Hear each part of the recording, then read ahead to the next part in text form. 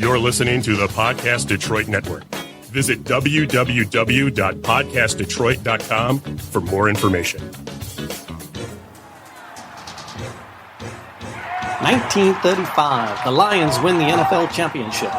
The Detroit Tigers take the World Series. The Red Wings bring home Lord Stanley's Cup. Joe Louis begins his rise to world domination. This transforms the Motor City into Detroit, City of Champions. Detroit, City of Champions, the podcast. I'm Jamie Flanagan. Charles Avison. And Charles wrote a trilogy of books and just some amazing stuff. And it was just astounded. We met and just a wonderful storyteller. And as a storyteller, he was out collecting the story. And he ran into Tom Eurich. Amazing storytellers. Tom's our buddy, yeah. And one of those people, Tom Eurich. So we've been talking. Tom has done some amazing things, just incredible stuff, and has met. He had the honor of meeting some of the original champions from 1935. Yeah, he was part of the 50th anniversary, the Lions' 50th anniversary celebration for their first championship. And he's got. Like we started off, Jamie, bringing Tom on for a couple shows. And Tom's like becoming a regular around these parts. I'm telling you. Like when we do the header for the show, it's like, part 2 with Tom Eurich. And now we're like, I don't even know, like part 4 or 5 with Tom. We love him, man. We love Tom. Well, it's an honor to what you fellows have done to make this go on forever to the families for the history. We're excited that we get to help record this and save it. And Charles has it documented just extraordinarily well. In the trilogy of books, Detroit City of Champions. But we thought it would be fun to unpack it and dive into it and talk about it a little bit and try to bring in people that were interested and love the story as much as we do. And I love the idea that, like kind of Tom, just to pick up what you just said, like, this is, I just think I'm having fun just doing the show, but I think the cool thing is that, it's like we're archiving this story, for posterity, like the stuff that, like the recordings we're putting out and the, it's not just like, we got this story. It's like this is something that we're putting this up on YouTube. We're putting this on this. 5-10 years from now, who knows? People could be looking at this and saying, if any information they're looking for City of Champions, here we are. Yeah. Well, it's just unbelievable. Like I said, in some of the earlier shows when I grew up, my dad told me about the City of Champions, and I asked him who they were, and he could not tell me all of them. And I really personally believe that if you went to talk to the people in those days after the Depression to ask them who was the 24 world champions, I don't think they could tell you all 24. That's a lot. Well, I'm saying 33, Tom, because Abby, Abby Kushner gave you the list of the 24, and I've found even more since then. You know what I mean? That's how deep it goes. I'm saying I actually have it in my third book. Literally, I have them numbered 1 through 33, the championships from that season, and they're itemized with the evidence of their championships. So that's another 9. Then. That's what I'm saying. Yeah. It's 33. It's and I always remember it because there's 3, major sports titles. Yeah. And then there's 33, minor, combined, with the minor sports championships. So it's a staggering story. That's what I'm saying. Like this is, the show we're doing, like, sometimes, a lot of times, people pick a niche subject to do, on YouTube, for like a show or whatever. And, one person say, oh, this is like a niche show. It talks about the 1935 season. But at the same time, this might be like a niche subject, but at the same time, this is a monumentally important story, man. It's the greatest. I make a case in the second book, and I'm going to say it again right now. This is the greatest season in the history of American sport. Without a doubt. Well, how can any city match up to a 33 championship season? And here I am, like I say, I put this case in the book, and until somebody comes along and makes a better case for why one singular year in American sport history was better than this, then my statement stands. This world is spinning, and I don't think any city in the history of this country or of the world. Because I've researched this. Yeah. And they said, well, we got 3 or 4. And they said 24. And I said, oh, man, Right. It's impossible. is probably a record for the whole world. And I'm going to build upon what you just said, Tom. I'm being conservative when I say that this is the greatest season in American sport history, and I'm going to build on what you just said, because I've said this kind of before in my own, day and day passing, is that there's never been any story like Roman history, Victorian history in the 1800s. Like there's been Olympic games that go all the way back till us or whenever. Yeah. That's what I'm saying. Like I just love history. I live and breathe classical history. When I go home tonight, I'm listening to a Roman history podcast. That's what I do, right? Yeah. I mean, that's my thought I do. But what I'm saying is in my studies thus far, I've never seen a greater, American sports, American city that can touch this. But I've never seen, to build on your point, a city in the history of mankind. That's what I'm saying. Like, this is not just the greatest season in American history. Oh, yeah. This is the greatest season ever. Well, little did I know that I would come in here this evening and you told me there's another 9. Yeah, there you go. 33. Yeah. Where does it end? Well, I'll tell you. Well, here's the thing. Just to throw one little at 33. bit. No, well, here's the thing. Is if my feet were to the fire, I could drudge up another couple. Right. Because there's a joke kind of article in the book, which I'm not going to dig through at this moment, but anyways, when they started listing off all these championships, like for this, because they had we're going to get to it, a celebration dinner called Champions Day for this, and they're in that one of the writers, I think it was Bob Murphy, was saying when we announced this party and we started sending out the invitations to all like the tennis champions, the bowling championships, your champions, they started sending all the invitations.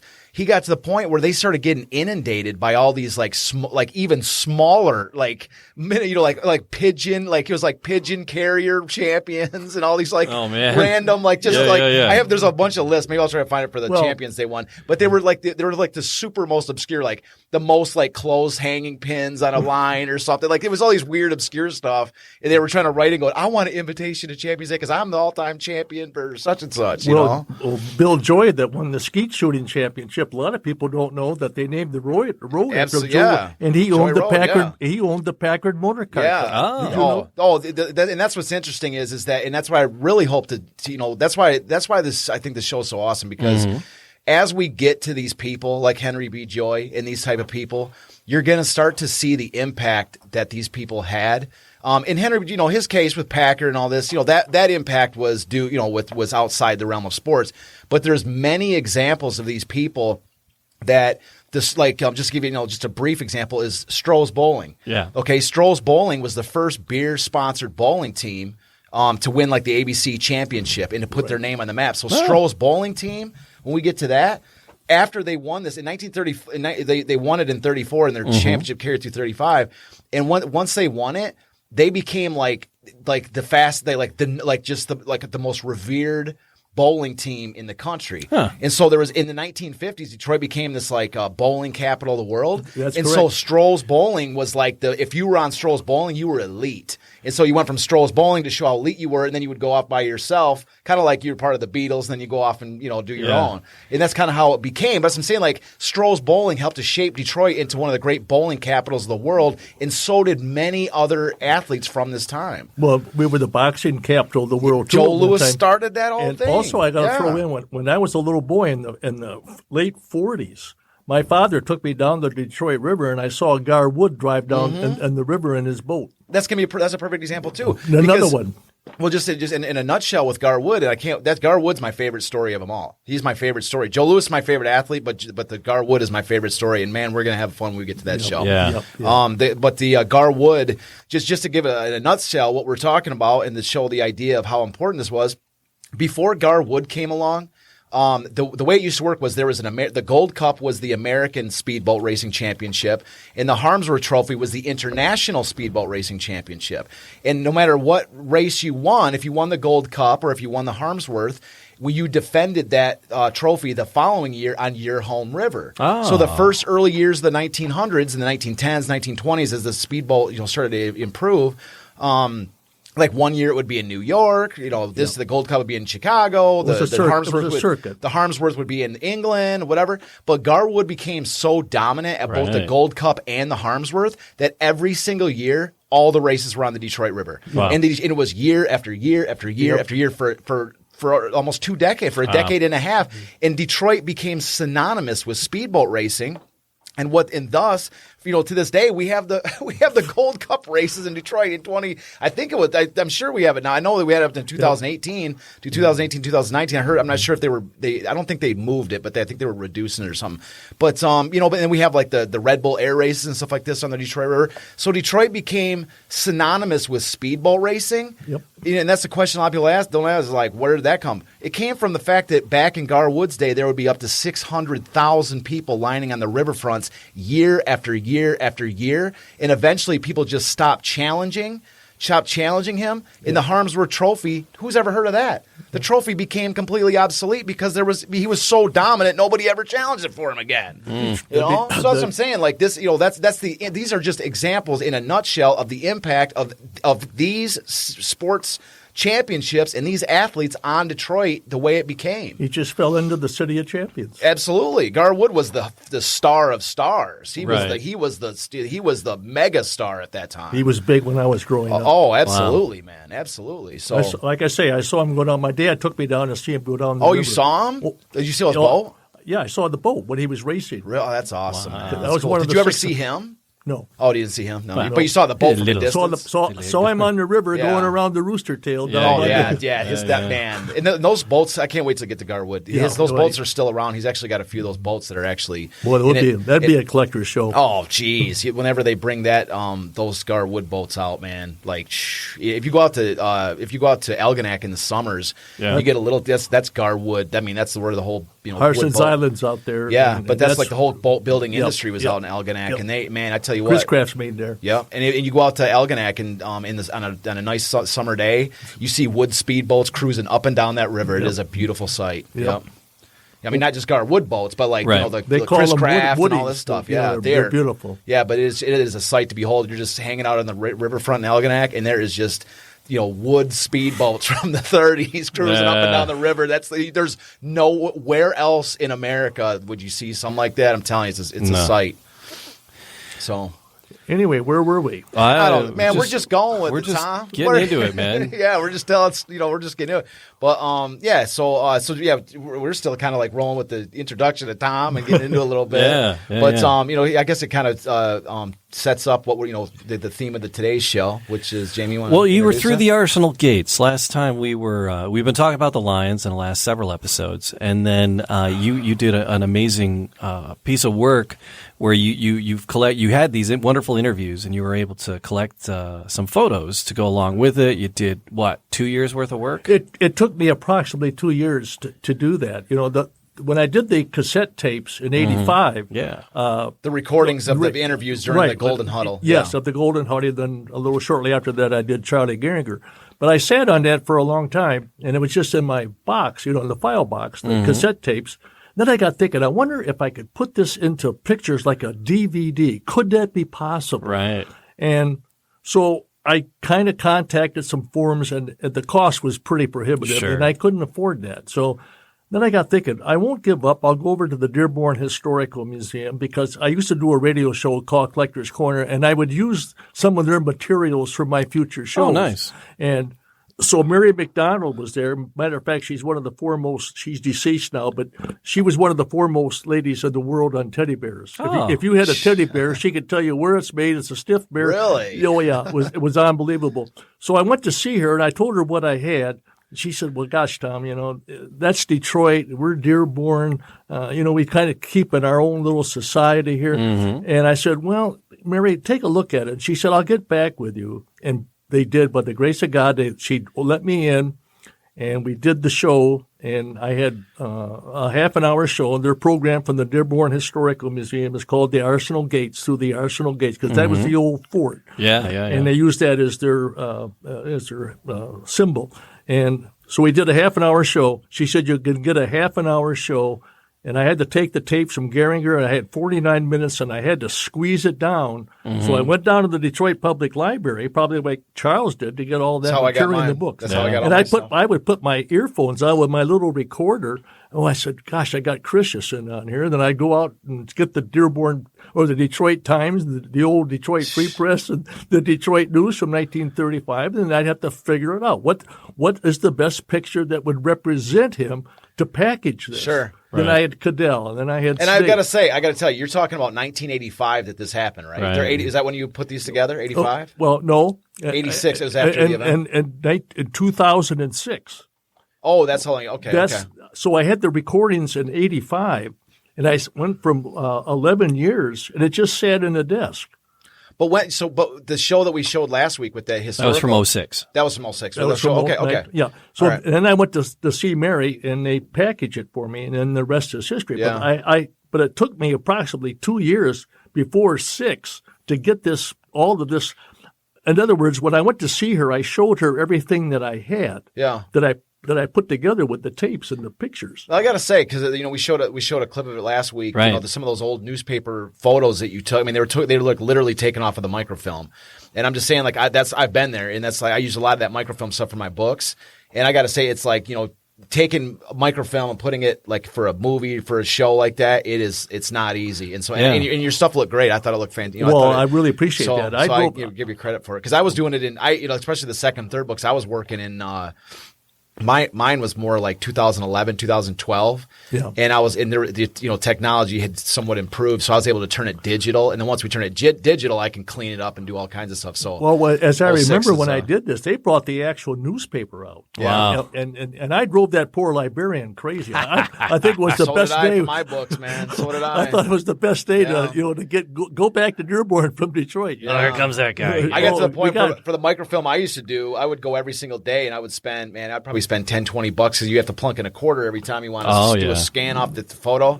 And so I got to the point where the like I was using up so many quarters, and sometimes the quarter machine wasn't working that good because the machine was kind of old.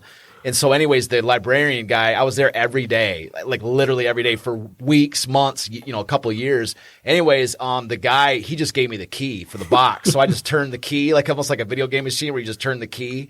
So I would just turn the key and I would print, and at the end of the day, I would just count how many sheets I had and pay him like $10-$20, like a $20 bill. Yeah. That's how it got to the point it was just like every day. Like saves everybody trouble. Yeah. Father and son. Oh, yeah, you were doing the same thing. Did they give you for your two? Like, is it just they give you the key? I had to pay. They're not there for their health. And I didn't have a problem paying. But I would say, then I would put the Times article here with a picture of Christensen, then I would go to the news and see if I could locate him, and then I would go to the Free Press and see him. It takes time. Oh, absolutely, man. And like when you're looking through newspaper, especially a lot of times the screen is only so big, and the newspapers. I mean, when the microfilm beams up on the screen, you're only getting like a quarter of a page when you're looking at it. So you got to scan through a page it's almost like you have a magnifying glass over a page, and man, you got to go through every single day, and there's like 30, 40 pages a day. You're just going. And then for numerous newspapers, so I get it. I've been there, man. It's like, but when you're engaged with the subject, it's awesome because you see. But I think the hardest thing about the research part like that is you get so distracted. Mm-hmm. Like at one point, I think there was this one article that I just shoved at the top of my head. They were like Michigan gold, Michigan gold. They're like the hidden sands. They're like the hidden beach in Michigan where there's gold. And I'm sitting there going, this is from 1935. Maybe there's still gold there. I'm just gonna print this one too. Has nothing to do with This is down the rabbit hole. Clickbait. It's almost like the Clickbait. YouTube where you go around a rabbit hole, but I'm going. Maybe there's still gold there. Yeah. Maybe nobody's seen this in like 80 years. Maybe I've got a secret gold beach in Michigan. You know what I mean? And it's like, you know what I mean? So it's like that. There's so many distracting stories. You're going, oh, yeah, that's cool. I'm going to click on that. Well, are we back? 50 cents. Are we playing football now, or what are we? Yeah. What's that for the? Go ahead. For the video, you mean? Yeah. Oh, well, I think this show we want to finish up with that with your Arsenal Gates video because last week we teed up the section you had there with the couple Lions interviews. Yes. And then this week we want to. I mean, we're actually kind of veering off a little bit, and we're gonna talk about Charlie Gehringer because Tom did the interview with Charlie Gehringer was 1985, right? 86. Okay, 86. And if 86. I'm not mistaken, I'm probably going to get heat on the comment section, but I think it was 85 that his number was retired by the Tigers. I think it was 85. Him and Greenberg, I know, got retired their jerseys. Oh, Jamie's going to hit us with that knowledge right now. Gehringer and Hank Charlie Gehringer and Hank Greenberg, I believe their jersey numbers were retired on the same day at the same ceremony. They were called the G-men. That was 85. The G-men. They were called the G-men. With Goslin, exactly. With Goslin, sure. And Greenberg and Gehringer. Yep.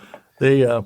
So I think it was 1985 when the two of them had their numbers retired on the same day. In 1983. Yeah. Okay. Thanks, Jamie. Jamie corrects. It was in the 80s. Yeah, I thought it was 85, but 83 hits. That's number 2 that's retired right. by the Tigers in 1983. I'd rather have you call me out. I'd rather have you call me out on that, Jamie, than some angry, commenters on YouTube going, for the rest of time they're going, he got that year wrong. Or whatever. Yeah. Charlie Gehringer told me how he got to the Tigers, and his story was beyond. Well, hit us with it. Beyond your I know the belief. story, but go ahead and hit us with it. Well, Tom. the Tiger brass and all of the personnel of the big shots of the Tigers would go out to his farm in Fowlerville, and they would pheasant hunt.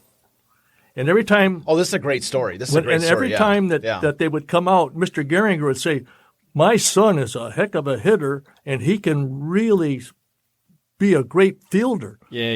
And the Tigers, that's exactly what they said. Let's go shoot some grouse. Come so on. finally, after about 3 or 4 years, because he was just a little guy at that time, the Tigers finally said, "Okay, hey, bring the kid down. The Tigers are on the road, and bring the kid down."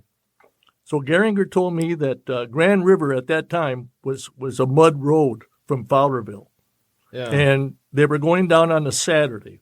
And some of the children come up to him and said, "Gee, that's where Ty Cobb played. I'd like to go with you. Could you take us to Detroit?" So Gehringer, and the car didn't start, and they had to have a tractor to put the wagon up, and he had all these kids in the wagon. And they were all excited. Gehringer said he took his own glove and his own bat to at that time it was Navin Field. And then all of a sudden, he's excited with the kids because some of them had never been to Detroit, period. That was a big venture back in the 20s. Yeah. And so they got down there, and Gehringer told me, he said, "I'll never forget this." He said the tractor came down Grand River, and they got over towards Michigan Avenue, and he said, "Charlie, that's where Ty Cobb plays, Navin Field." And Charlie said, "Tom, I was so nervous. My God, that's where the great ball player plays." So they pulled up the tractor in front of Navin Field, and they went inside. And the people said, "We got a brand new glove for you and a new bat. When we want you to dress up in a uniform." And Charlie said, "I got my own bat and my own glove." And they said they worked him with a major league pitcher at that time. He was like a minor league major pitcher because that day the Tigers were on the road at that time. Yeah. So they had the best pitchers, and he said he threw to me. And I went out and I fielded and did everything.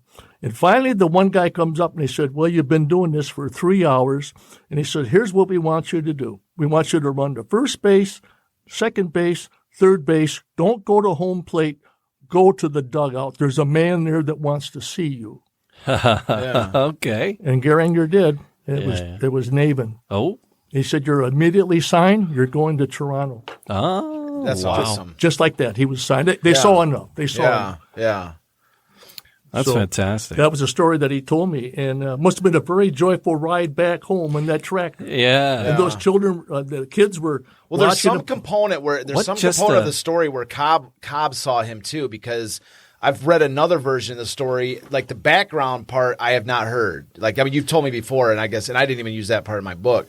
But the section that I had heard was that Cobb had saw him play at some point too. Cobb said, like, literally demanded, like, this kid's gonna play with this. He's going to the he's signed him. Like, Cobb saw him, saw how talented he was. Well, there's a signed him. Well, Charles, there's a possibility that when the Tiger brass went up to use Charlie Gehringer's family farm, deep up there, and I've been up there, Fowlerville, many times. Mm-hmm. His farm was way out there, and maybe Cobb was a hunter too. No, supposedly it was at the ballpark that Cobb saw him. At a ballpark? At Navin. It was supposedly that Cobb at some point in that story At some point in that story, Cobb saw him play and basically demanded that Gehringer said had been seen. That's a story Gehringer never told me. Yeah, I'm just saying there was some point where Cobb did see his talent, and Cobb was on board with the idea of signing him too. Could have been there that day. So, anyways, that's what I'm saying. But the background, I could understand that. But there's another component too, which I heard. I think I refresh my memory with my book or whatever, but. That Bobby Veach was involved too as an outfielder for the Tigers. That somehow, I think he had something in. He may have been like a grouse hunter out there. Like, there was something that he had to do with Gehringer too, like in Fowlerville. Like somehow he had seen him play out there or something, right. And he was involved with that, getting him to the Naven for that opportunity as well. Somehow that goes in, that falls in the line with. Well, I don't know. Maybe he probably played high school baseball if they had a team up there in Fowlerville. I don't know where he might. No, have he had to have played. He didn't just come right off of the backyard throwing rocks against the wall and then go into Naven Field and start roping homers. He was playing ball out in Fowlerville. I think that he was pretty well known in Fowlerville at that time. In Veach and all them, I would agree with something about the grouse hunting. In that pheasant hunting, that was probably one of the greats. Yeah, but what I'm saying though is that I think that some tie-in with Veach and Cobb or whatever would complete the entire story. There's elements that I can definitely see, but I've actually seen an interview, another side of it, like I say with Gehringer himself, where he actually said Cobb saw how good I was and was like, sign this kid, But I'm just saying, I'm not disproving what you're saying. I'm just saying there's I think you've added some new kind of insight with the tractor story and with the idea that they came out. I love that tractor story. Yeah, it's cool. That's what Gehringer. And I can totally see the fact that the roads were muddy. They weren't paved back then. Well, exactly. Yeah, I mean, and it was a tractor, and here it comes to Detroit. And Gehringer said they kind of come out of the Naven Field, they kind of scratch their head, what's coming here? Yeah, got a tractor and a wagon behind it, and a trailer, a bunch of kids in there. Who is this guy? Yeah. Well, Gehringer said he was the greatest, or Cobb said he was the second baseman. Eddie Collins was Cobb's first favorite. Honus Wagner's a shortstop. Hornsby of the St. Louis Cardinals. I read that same thing about Gehringer. Somebody said that Eddie Collins was their favorite. Maybe it wasn't Cobb, but somebody said that Eddie Collins. They thought Eddie Collins was better than Gehringer, but I did. I like Gehringer's. Hornsby. You got to remember, Hornsby won the back-to-back. He was elite. There's no doubt. Yeah, he was the second baseman too. Oh yeah, I understand. Yeah. But it's but just a little bit of a background with Gehringer, just a thing. I don't even have notes in front of me or whatever. But Charlie Gehringer, just to kind of tee up, because what we're about to bring out for this here is Tom's interview. It's a little short segment off of the Through the Arsenal Gates segment with Charlie Gehringer. At some point in a few episodes, we're actually going to play the more clips, more clips. But this is really Tom's favorite section from the Arsenal Gates. But just to kind of tee up Gehringer, so like I say, I don't have the facts. I don't have all the nitty gritty. In 1937 he did this, and 33. But what I'm saying is Charlie Gehringer was one of the greatest baseball players, not just second baseman, but baseball players in the history of the game. I don't even know where he ranks in the top 100, but he's definitely there somewhere. Well, you betcha he was. I mean, he's in the top. I think he would. I think that whatever list that you're going to find, especially for position hitters, he's in the top probably 30 or 40 at least. I mean, at the worst. And the people really loved him.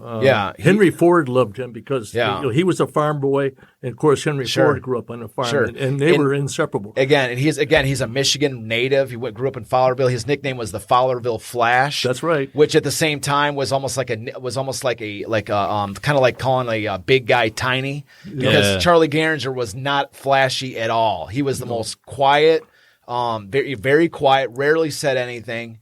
And in fact his one of the biggest nicknames he had was the Mechanical Man, because what I think it was I forgot who said it, but he comes to the season, he comes every year, he bats over 300, hits 15, 20 homers, steals 40 or 50 bases, and then he plays amazing defense, makes one or two errors all year long. He's just mechanical every single year. Right. He's one of the best players in baseball every single year at offense and defense. Yep. So Tom, you said that he and Henry Ford were friends. What do you know about that? Oh yeah, they were very close.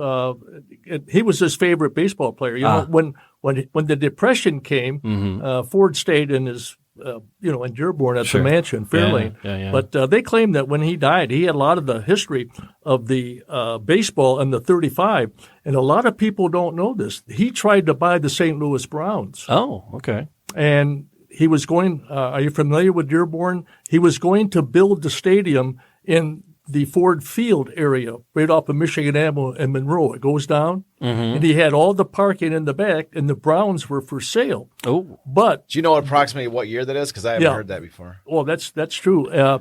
He wanted to buy. Was it like early 1900s? Or? No, the Brown in the Depression. Oh, okay, I got you. Because Ford got so excited on the 35, the Tigers. I mean, it just and they, and the Ford family is sports oriented. Sure.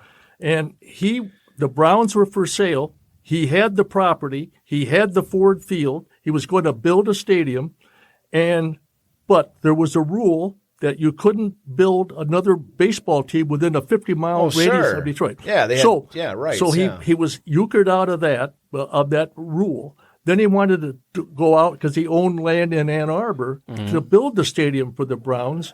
And then they got thinking, that's a little bit too far out. So it passed. But Dearborn almost had a Ford Field with the St. Louis Browns because they were for sale. Well, just to carry on just a little bit with the Gehringer concept is this is like, I mean, you could talk about literally Charlie Gehringer, and we will. We're going to dedicate an entire episode to him. But one of the things I want to make sure, like anybody that's listening that maybe is a little bit unfamiliar with Gehringer, or you maybe is somewhat pretty good familiar with him, and just to point something out that I think is really important is that we talked about on earlier episodes how going into 1934, Mickey Cochran came in, Mickey Cochran arrived at the end of 1933. And in 34, Mickey Cochran's we're going to the World Series and all this. But when the Tigers, when Mickey Cochran arrived, we said before, the Tigers were either too young or too old. They had nobody. Nobody knew who Hank Greenberg was in 1933, especially at the beginning of 1934. Greenberg was an unknown. 33, he was just battling for a starting job. He didn't even win it till the end of the year. So 34 was Hank Greenberg's first full season in the majors. And so really the only person on that Detroit Tiger team that the Tigers had that really was of any consequence as far as the rest of baseball was concerned was Charlie Gehringer. That's it. They had Charlie Gehringer at second base, who was an elite baseball player, and then you added Mickey Cochran and now Goose Goslin and stuff like this, and then Hank Greenberg comes out of nowhere in 1934. All of a sudden, you got some this squad that's really becoming something. They had some good pitchers too, Schoolboy Roy. And those became household names in the 30s. But what I'm saying is at the time when the Tigers were just again 33, they were awful. Coming out that 33 season, Charlie Gehringer was he was well known. He was elite of the elite. He was an elite base runner. He was an elite hitter, defender. I mean, just an all around great baseball player. And there's a great quote that I don't even want to dig out of my second book, but Eld Knocker, and there's a book. It's called Sleeper Cars and Flannel Uniforms. And anybody that wants to read just a fantastic piece of just baseball nostalgia, a book that is just filled with all kinds of great stories, is Eldon Knocker, who was the pitcher for the 34 and 35 Tigers, which we've mentioned. Yeah. It's his autobiography. He wrote this book, he wrote this book. And, anyways, he mentions in there where he talks about, Charlie Gehringer, and he says, it's almost like he's people in the modern day, look back at the 1920s and 30s and they're like, they look at second baseman like they're kind of weak flea hitter type things. He was like Charlie Gehringer. He's like they look back and say these guys our second baseman, our infielders didn't have any power. And he was like, what people don't understand about Charlie Gehringer is he had everything. He had power, speed. He had just everything. He said defense. He said he had whatever you needed at that moment. If you needed a home run, he had it. Wow. If you needed a double, he had it. If you needed somebody to, get on base, steal their way around, get themselves in a scoring position, and make it easier for somebody to just hit a bloop, pop fly to score them, he had it. City of Champions. Yeah. But that's what I'm saying is that Gehringer, by the time they filled enough pieces around him, they had an elite. I mean, you're talking and one of my favorite second basemen of all time is a guy named Tony Lazzeri from the Yankees, who played at the exact same time as Charlie Gehringer. And anyways, and like, people that really want to get into it will argue about Tony Lazzeri versus Charlie Gehringer is like the best second baseman of that era. And, and this is me saying I love Tony Lazzeri. And it's like, I almost hate to say this on air because like, if I ever get in debate with somebody, they're going to be like, it's going to be like, I'm going to have a tough battle going against them. If they're arguing for Tony Lazzeri and I'm arguing for Charlie Gehringer, but I'm going to have to go with Gehringer. Like he's just that good. Sure. Yeah. He was that good. And Lazzeri won numerous World Series with the Yankees. He was one of their best hitters. Well, so maybe the people can hear him. So to tee that up, this is the guy that we've got. I mean, Charlie Gehringer is an absolute legend, and Tom interviewed him. I mean, how many times can you tell? Dude, Tom met Charlie Gehringer. That's amazing. I had many, and we would call one another, and we would go to lunch and everything, and I knew his personal. Yeah, check that. He didn't just interview Charlie Gehringer; he knew Charlie Gehringer, and we would talk talk with all him the time, and I knew his personal attorney. Who was Mickey Briggs. All right, and then used to play golf all the time. But Mickey Briggs told me more stories on Gehringer, and I wish he just died here recently. But he would tell me stories on Gehringer you wouldn't believe. And I want to say something too real quick is that, just a second ago when we were talking about how Gehringer got signed, I was putting the stuff that I was talking about, how Cobb saw him and this and that. That's the story that like basically is told in the Detroit sports world, where Cobb, met Gehringer, saw how good he was, and Cobb rushed up to Navin and got him signed. And so I just want to I was saying that because I wanted to throw like the prevailing viewpoint. Mm-hmm. And Tom, you're telling us the story that, Gehringer told you. And so like, you know what I mean? Like, well, possibly when Gehringer ran around and they told him to run from third to the dugout. Sure. There was many other people there. Now maybe Cobb was in that group. Well, that's what, but I'm just telling you, like, I want to just emphasize though, is that the story that I was telling is the sort of the version that's like, the Detroit sports world, the remembering of that version. And so what you're getting from Tom is a story that firsthand that Gehringer told him. You know what I mean? Like, that's about as firsthand as you that's what I'm get. saying. So, everybody's got, people can weigh it out for themselves and suss it out based on the stuff that they hear and see. But it's at the very least, it's like, it's kind of groundbreaking stuff to hear, from Charlie Gehringer through you. So a whole nother amazing audio we got lined up here. But if you're following us on Facebook or YouTube, or if you're listening to the audio podcast, it's worth a jump over because the images that go along with this are the images that you took the time over those 2 years to dig up. Right. And so just keeping that in mind, we talked about that as we started. So here we go. This is the interview with Charlie. Now, the owner of the Tigers in 1935 was Frank Navin, I believe. And can you reflect a little bit on Frank Navin? Well, he was the first owner of the Tigers that I ever played for. He signed my first contract, and he lived through the series barely. And then Mr. Briggs, of course, who was part owner, took over from then on. He at least lasted through this great year. When you gentlemen won that 35 series, you came off of probably one of the hardest fought series, maybe in some historians say maybe in baseball history, and that was the 1934 World Series. And can you reflect a little bit on that 1934 World Series? Well, that was the year of the Deans. They beat us each one won 2 games, and of course they were great pitchers.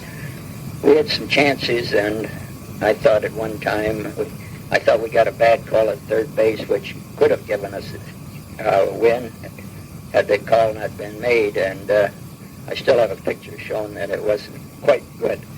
But that's the way it goes, and we lost that game, which was the 6th and last. I have a very good friend of mine that is a great baseball player, and he wanted me to ask you in this interview, who threw the ball that hit Dizzy Dean? Rogel was a part of a double play, and he ran for I don't know who, but it was pretty odd that you'd have an all-star pitcher running for anybody, but taking that chance of getting hit, and luckily it wasn't very serious.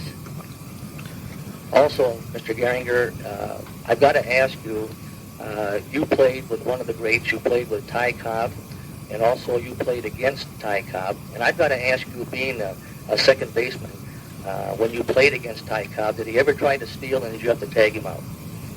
No, he was pretty well over the hill at that time. He was close to 40 years of age, and whereas he was hitting fairly good, he didn't field well, and they should have had the designated hitter, then he might have lasted longer, but I think he was all through stealing in those days. I don't remember him running against us Okay, and I've also got to ask you, you also played against Babe Ruth.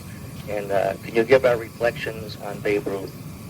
Well, he had to be one of the greatest hitters of all times. He struck out a lot, but he sure did hit a lot of long balls. And one thing about him, whenever he hit a hard ball, it was in the air. He didn't knock your feet out from under you like most left-handers do, like Gehrig hit some vicious shots through the infield. But Ruth's long shots were always in the air because he had an uppercut swing and was either out or a pop-up.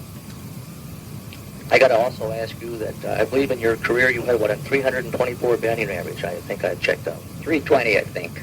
Okay, 320. You were also elected to the Baseball Hall of Fame in 1949. And can you tell our listening audience just where were you when you got the word on that? And just tell us about it. Well, it was kind of a good year and a bad year. I went on my way to California to be married. So I asked the Hall of Fame people would they hold it back another year because I had made so many arrangements. And they said, well, we'll let you off the hook, but we'll have to continue with the celebrations whether you're there or not. You just lost a great, Detroit just lost a great ball player, the recent passing of Mr. Greenberg. Can you reflect on him? Well, he was a tremendous teammate, a great guy to play with, and very productive, and he certainly did a lot to get us where we were. He loved the game, and he loved playing with the guys, and we had a great time with him. Now, you came to the Tigers, what, in 1924? 24, yes. And now, did you go right directly to the major leagues, or did the Tigers have minors in those days, and did you have to play in the minor leagues? Yes, I played 2 years with Canadian teams, one with a London team and one with Toronto, who were both affiliated with Detroit at the time. All right, so there you go. So that was the interview that you shared so cool, through the Arsenal gates. That is so cool. Yes, I did that at his home. Oh. And I'll tell you a story. When I called him up, and Mrs. Gehringer answered, and she said, yes, Charlie will be available tomorrow. So I went to his house, and Charlie wasn't there. She said, you'll have to come back tomorrow. He got a little mixed up. He's playing golf.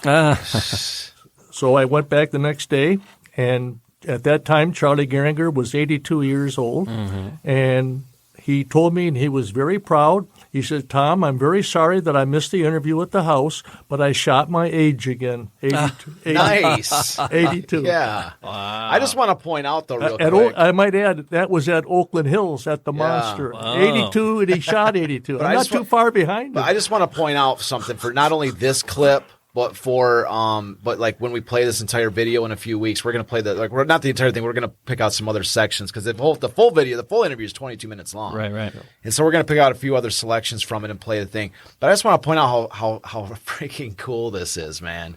Charlie Gehringer is an absolute legend. He's a Detroit legend. He's a baseball legend.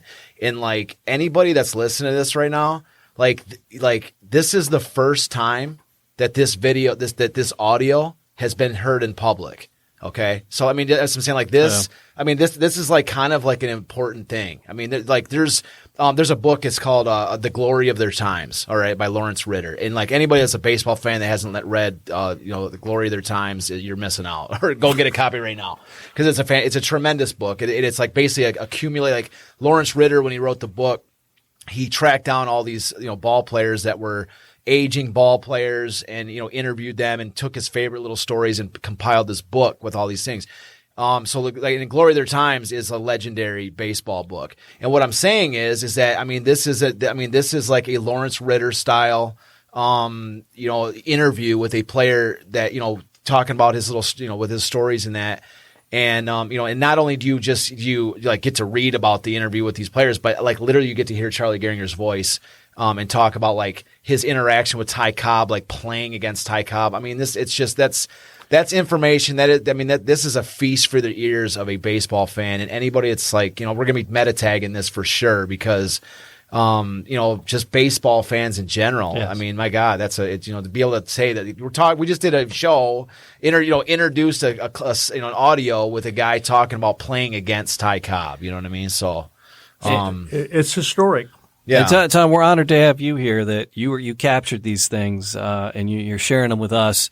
to share with everybody else, and we appreciate that. So one of the things we want to do is put the whole thing up in its entirety, uncut, and we'll use your images that you have in there, and then we'll add to the other parts, because this was 8 minutes of 22. Sure. So we'll lay in your pictures over that part, and then we'll get the other pieces in there, and we'll put it up in its entirety, probably on YouTube. That people can find. Why don't we put it out after we do we do the segments in a couple shows? Let's let them hang for a little bit. For sure. Let's tease. Well, no, them. it's going to take us a little. It's going to take me a little while to edit that together. Me too. But I'm saying, it's coming. Let's tease them. It's coming. It's coming. If you're listening to this show right now, you got to listen to the next few shows to get the word about when it's coming. And there's a mystery to that show that you just had on. Oh.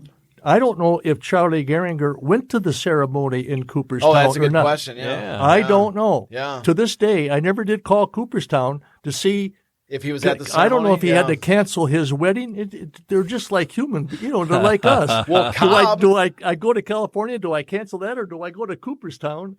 Well, the inaugural Hall of Fame ceremony in 36 was 1936 when Ty Cobb was inducted. He didn't show up because he was still mad at, I forgot which guy, but he had a grudge against one of the guys or another. Gosh. So he boycotted the first inaugural Hall of Fame ceremony. That's fantastic. Yeah, so there's a group photo like Babe Ruth, or I think Babe Ruth was in it, but I'm sure he was. But there's a whole I think Christy Madison, there's a whole group photo with the greatest legends in baseball history. And there's no Cobb because he's like, pound it. He's like, I'm still mad at that guy. He seemed like an argumentative dude. Oh, dude, Cobb.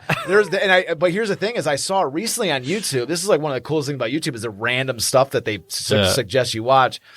And I think it knows me pretty well because it recommended this Ty Cobb video, which was I forgot the name of it. It was a show. It was called it was the show where the contestants. It was a game show, and the contestants had a blindfold on, and it was guess who I am or something like this. And it was a big show in the 50s, I think it was. And anyways, the What's My Line? What's my I think it is What's My Line. Yeah. Because the contestants had to guess who the person was. And the guest would wear exactly. I love doing What's My Line. Yeah. So What's My Line was Ty Cobb. Oh my God! Yeah, okay. And so that's what I was like. I've never even heard. I've never heard Cobb speak, or nor have I really seen him speak. And so, like I say, the YouTube suggested to me was here's and then Ty Cobb sitting there. They all failed. They couldn't guess who he was. And so the end, and they finally go, it's Ty Cobb, and they go, oh my God, they were all so thrilled. They're like, oh my God, let me shake your hand. Well, man. I just recently got back from Boston, Georgia, where Ty Cobb was born and raised. Yeah. And, boy, you talk about a remote area. I imagine Ty Cobb and Charlie Gehringer both on farms, because that's where Cobb was raised on a farm too. And where he played baseball in there, because I would search around Boston, Georgia, and talk to Wesley Fricks. I don't know where he must have played on cow pastures. Yeah. Well, but here's the thing is that's one of the things that made baseball. Okay.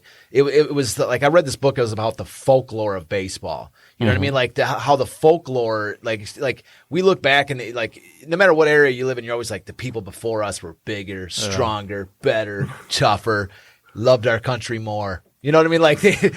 It's all, every generation says the same thing about the previous generation, but the further you get from that time, the more it becomes like a folklore. It becomes this super nostalgia, it's a romanticize it. But one of the components of the folklore of the early 1900s, late 1800s, and all the way through really maybe the 40s and 50s was this idea that a local farm boy could grow to become an inspiration to millions. And then you get the story of the tractor rolling in there for his tryout on a tractor. Reinforces it with that folklore story, he rolled in on a tractor. The car wouldn't start. So, and they want to see him, so he can't just think if he didn't go. No. Yeah. Oh, yeah. They might have said, we'll forget it. Yeah. There would have never been. Chance. But the thing is, we say, and here's the thing is there's the concept the what ifs. What if Gehringer would have never ridden on a tractor to get to the thing?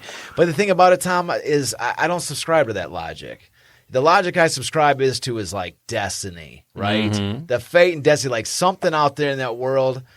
Charlie Gehringer was getting to that thing, whether it was by tractor, whether it was by dog sled, whether it was by walking his way there. Yeah. He was going to be on the Tigers, and that 34, 35, that was destiny, man. And he can thank his father because every time the Tiger brass came out to hunt on his field out there in Fowlerville, he kept saying, my kid can hit. Sure, My sure. kid can run. My kid can There's field. some connection between somehow Bobby the Veach for the Tigers somehow connected with them somehow because there's components of the story that I've read that Veach had a big deal like that of like getting Gehringer somehow saying like you guys got to take a look at this guy. I think it was because he was like a pheasant hunter in that area. I think I read that somewhere where he was one of those guys that saw him. And Navin and all of them were hunters. Yeah. Like Bill Joy too. Yeah. You know, he would go out, they would hunt, and they would go to, and I went out to see where Gehringer lived. It's remote in Fowlerville. Yeah. What it must have been in the 20s